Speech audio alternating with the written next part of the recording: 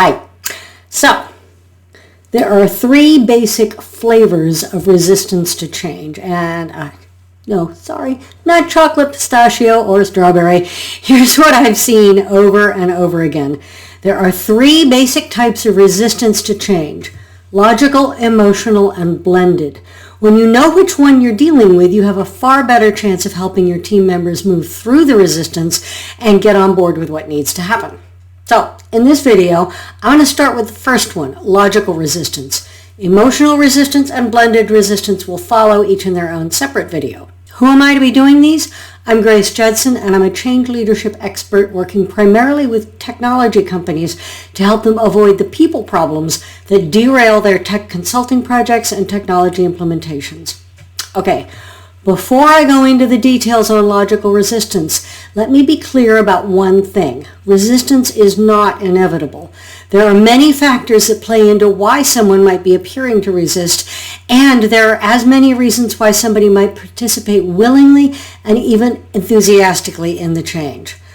I'll add that not all these flavors are actually resistance. The first, logical, is, as you will see in a moment, something else. And while you might say I'm playing semantic games, I'd even suggest that none of these three are precisely resistance, but are more accurately reactions. Okay, for the sake of clarity, I'll keep calling it resistance through the rest of this video series. Just bear all that in mind. And whatever you want to call it, when a leader does encounter resistance, knowing what type they're encountering means they have the understanding they need to respond to the individual and help them become a willing participant. So, all that said, logical resistance. This is when someone believes they have a factual reason why they think this change is a bad idea and is likely to fail.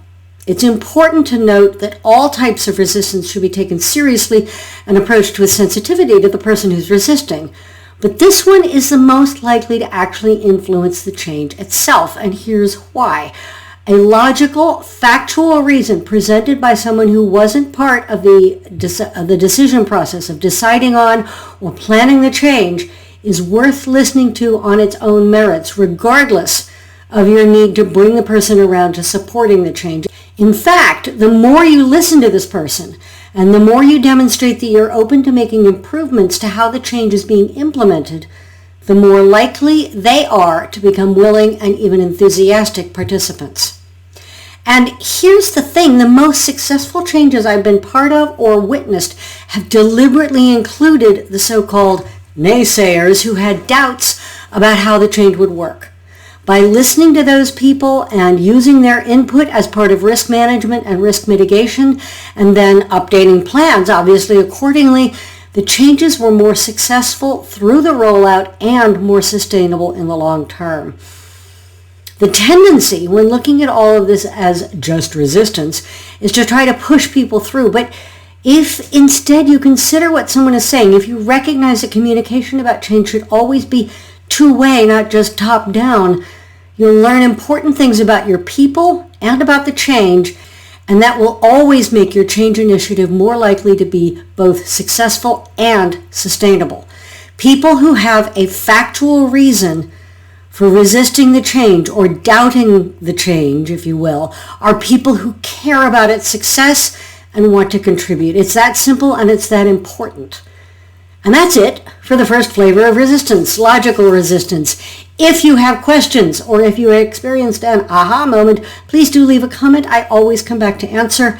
And if you haven't already subscribed, you know what to do. Go ahead, subscribe, hit that bell so you'll be notified when I release the next video in this series on emotional resistance. Take care.